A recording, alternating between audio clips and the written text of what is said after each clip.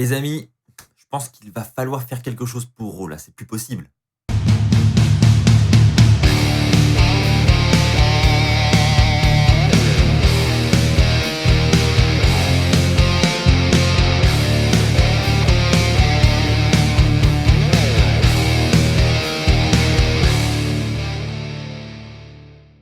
Bonjour à toutes et à tous les amis, c'est Axel de la chaîne YouTube WWE Fan France. J'espère que vous allez tous très bien.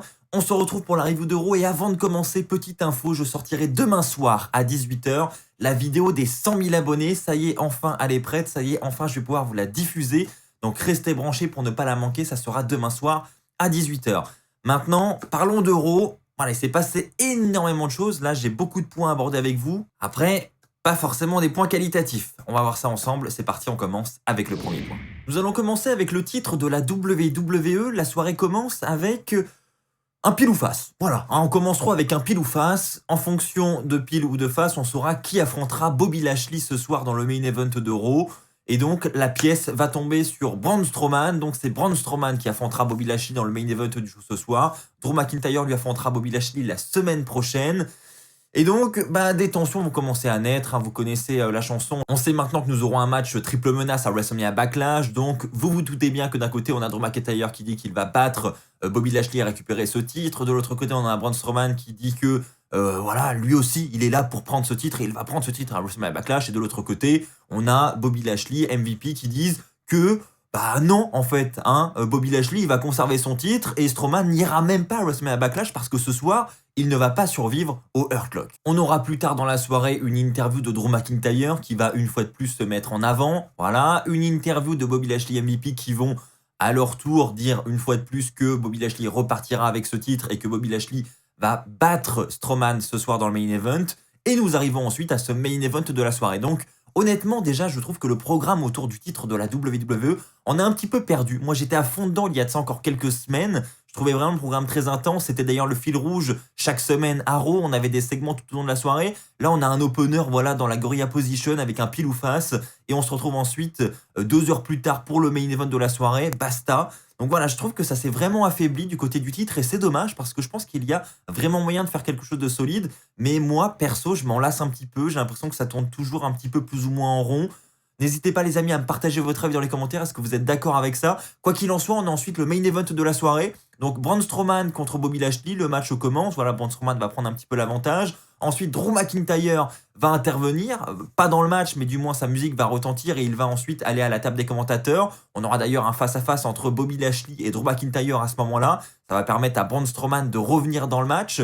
Et puis voilà, le match va s'équilibrer petit à petit. Et on arrive ensuite à cette fin de match. À la fin du combat, on a Bobby Lashley qui va repousser Braun Strowman sur Drew McIntyre. Ensuite, Braun Strowman va remonter sur le ring. Et à ce moment-là, il va se faire surprendre par un spear de Bobby Lashley. On a donc une victoire de Bobby Lashley ce soir à Raw sur Braun Strowman. Et juste après le combat, on a Drew McIntyre qui va se lâcher en termes de Claymore Kick sur Bobby Lashley, sur Braun Strowman. Et Drew McIntyre sera cette semaine le dernier homme debout. Voilà, comme je l'ai dit, c'est loin d'être le segment et le match le plus décevant de Raw. Vraiment, on en est très loin, mais je trouve que voilà, ça perd un petit peu de saveur. Plus on avance et plus on perd de la saveur autour de ce titre de la WWE. Je pense qu'il voilà, il faudrait prévoir des spots peut-être plus intenses, intensifier la rivalité. Là, je trouve que ça reste assez fade. Les amis, on va enchaîner avec les titres par équipe de Raw. C'est le retour de AJ Styles et de Omos. Ça y est, on a enfin leur speech, donc ils vont s'expliquer un petit peu. Ils vont donner la même raison que celle qu'ils ont donnée dans l'émission The Bump. Ils vont dire que voilà, ils étaient sur la plage avec de l'alcool pour fêter tout ça. Bref, c'était la grosse fête pendant ces 2 dernières semaines. C'est pour ça qu'ils n'étaient pas à Raw. Bon, admettons. Ensuite, AJ Styles va se mettre en avant. Il va dire voilà, ça y est, je suis officiellement Grand Slam Champion. Maintenant que je suis champion par équipe, ça m'aura pris seulement 5 ans pour le devenir. Ensuite, le New Day va arriver. Le New Day va dire que bon, c'est cool, hein, AJ Styles, Omos sont champions. Mais eux, de leur côté, ils ont été 11 fois champions par équipe. Et la différence, c'est qu'à chaque fois qu'ils perdent ces titres, ils ont toujours cette envie de retourner au charbon pour les récupérer. Et c'est ce qu'ils vont faire avec AJ Styles et Omos. Donc on a ensuite les tensions qui vont commencer à monter. Omos va dire ça suffit. On va faire ce qu'il faut pour que vous ne puissiez plus repartir en marchant ce soir. Bref, voilà, hein, Omos, il met les choses sur la table. Il dit ok, vous voulez votre match, mais ce sera le dernier parce que c'est fini après. Hein, vous ne pourriez plus marcher, c'est terminé, votre carrière est terminée.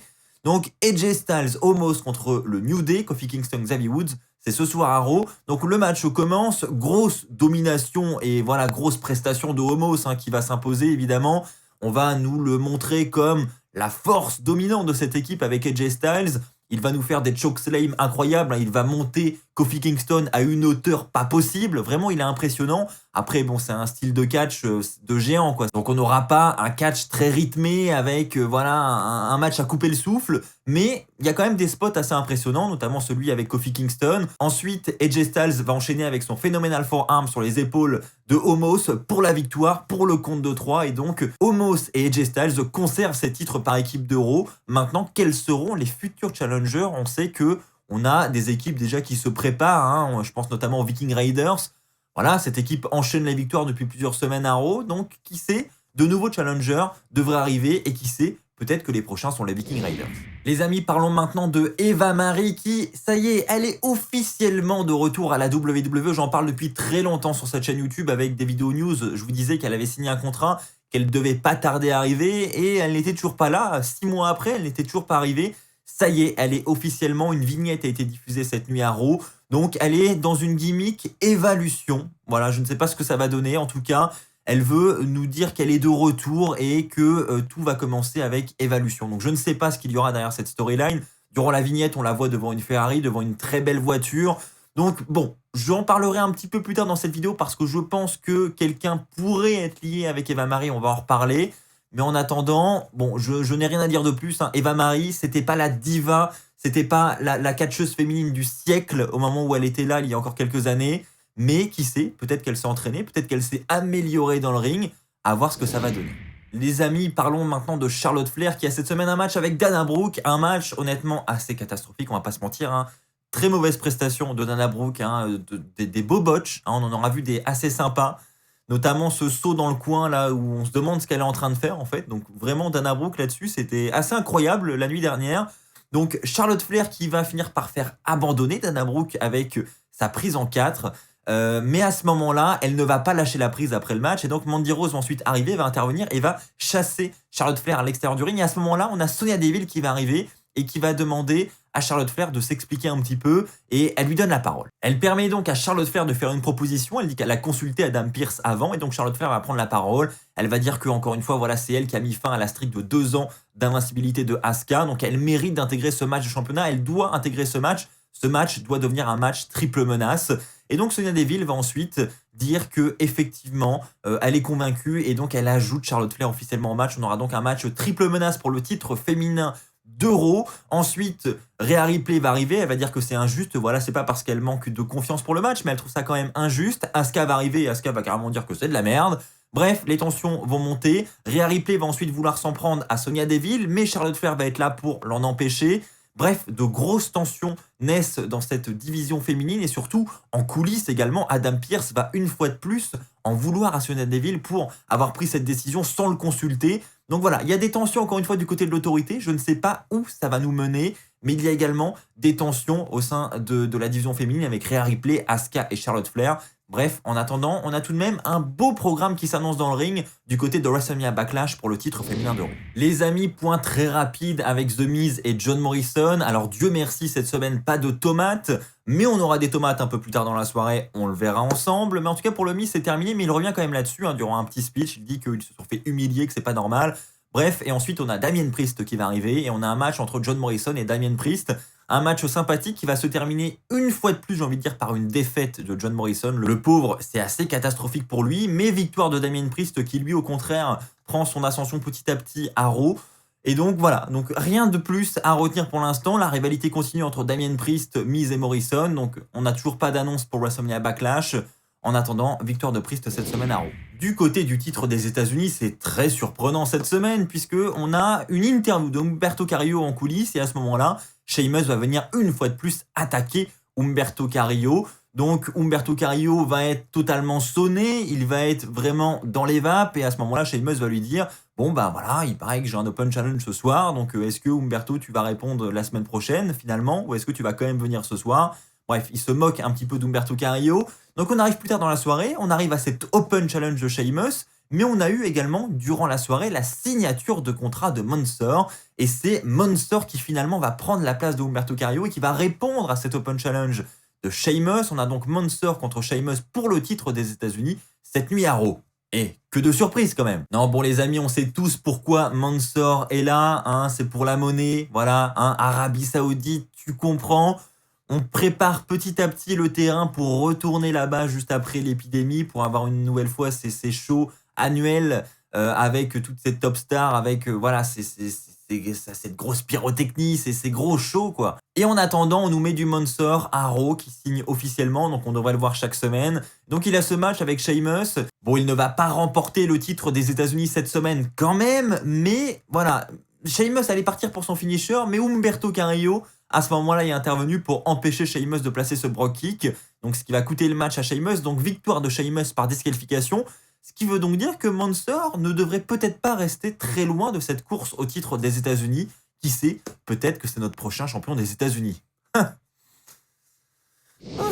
Les amis, passons à Shelton Benjamin et Cedric Alexander très rapidement parce que ça y est, c'est officiellement la fin de cette équipe puisque nous avons un match contre la Lucha House Party. Ça y est, hein, on a besoin d'eux. Voilà, on avait besoin d'une équipe là pour mettre face à Shelton Benjamin et Cedric Alexander pour briser l'équipe. Fallait en trouver une. La Lucha House Party, ils étaient dans le coin. Hop, on les a mis là. Vous êtes de retour à la TV, les gars, pas de souci.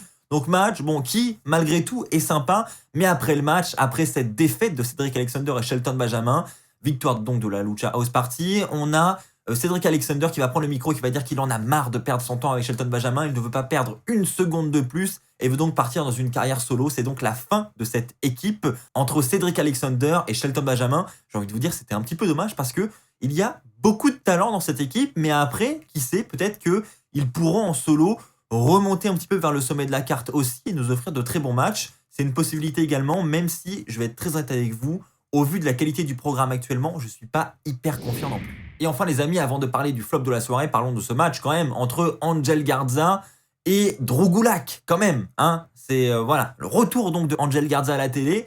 Et bizarrement, Angel Garza revient à la télé au moment où la vignette de Eva Marie est diffusée. Alors je ne sais pas si vous vous en rappelez, mais il fut un temps où il, voilà, en coulisses, il tournait autour d'une rose. Et puis voilà, il faisait souvent allusion à quelqu'un. Et on ne savait pas trop qui, on avait fait le rapprochement avec Eva Marie, et puis il avait un petit peu disparu des radars. Et là, bizarrement, il est de retour ce soir, en même temps que la vignette de Eva Marie. Donc c'est le lien que je voulais faire tout à l'heure au début de cette review. Donc je pense honnêtement qu'il aura un lien avec Eva Marie. Peut-être qu'ils auront cette storyline évolution ensemble. Je ne sais pas si c'est vraiment le cas, peut-être que je me trompe totalement. En attendant, match de Angel Garza, victoire de Angel Garza. Et ce qu'il faut retenir, surtout, c'est qu'après le match, Angel Garza s'est emparé de sa rose et l'a mis dans le froc de Drew Gulak. Voilà, hein, Raw 2021, c'est des lancers de tomates, c'est des roses dans le slip des copains, c'est fou. Raw, c'est fou, c'est fou. Bref les amis, passons au flop de la soirée. Parce que oui, il y a encore pire que ça.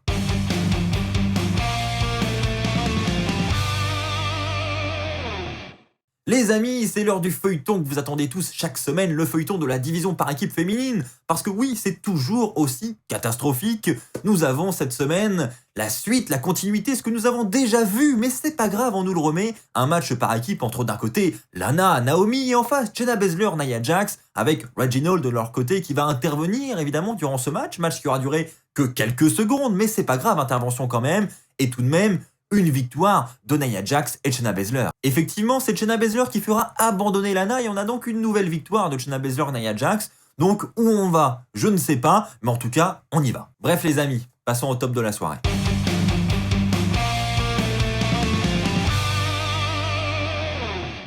Oui les amis, je sais, mes reviews de Raw se ressemblent de semaine en semaine, mais qu'est-ce que vous voulez, voilà, c'est ce que j'ai préféré encore une fois cette semaine à Raw. Ce que j'ai préféré, c'est donc cette association entre Randy Orton et Riddle que je trouve vraiment fun, que franchement moi ça me divertit, j'aime beaucoup ce qu'ils ont fait. Alors bon, il y a quand même, voilà, pour en arriver là quand même, on doit passer par des étapes un peu difficiles, comme celle où on a Jason Riker et Elias qui veulent s'entraîner à lancer des tomates sur le New Day en coulisses. Et au moment où il lance les tomates, Randy Orton passe et se prend la tomate en pleine tronche, ce qui nous mène ensuite à cette association et à ce match entre Riddle Orton et Elias Jason Riker. Donc bon, ça, ok, faut l'oublier, c'est pas le top de la soirée, loin de là, fallait passer par là, mais en tout cas, on a ce match et on a surtout cette association que je trouve vraiment fun.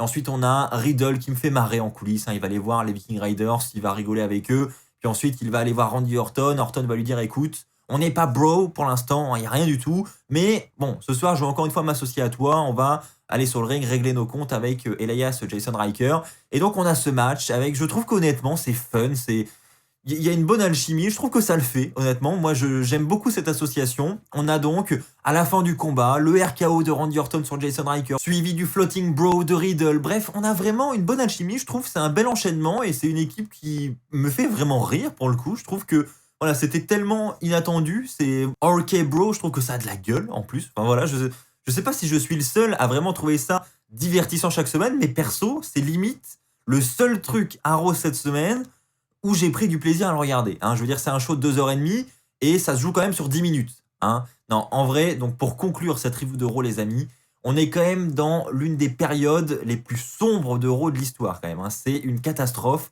Alors, je pense honnêtement que l'épidémie, il y est pour quelque chose quand même, parce qu'on n'a plus de public, le public n'est plus là pour s'exprimer. Mais bon, il y a quand même les réseaux sociaux, je sais pas, faut réagir à un moment donné. Là, c'est plus possible, honnêtement, c'est une catastrophe. Voilà les amis, c'est ainsi que va s'achever cette review de Raw, j'espère qu'elle vous aura plu. N'oubliez pas, demain soir, 18h, la sortie de la vidéo des 100K, j'espère sincèrement qu'elle vous plaira. J'ai mis beaucoup de temps à la réaliser, donc c'est un gros défi, donc j'espère que ça vous plaira du fond du cœur. Merci à tous pour votre fidélité. On se retrouve donc dès demain soir, 18h. D'ici là, portez-vous bien et n'oubliez pas, soyez toujours très très fiers d'être fan de catch. Allez, bye tout le monde!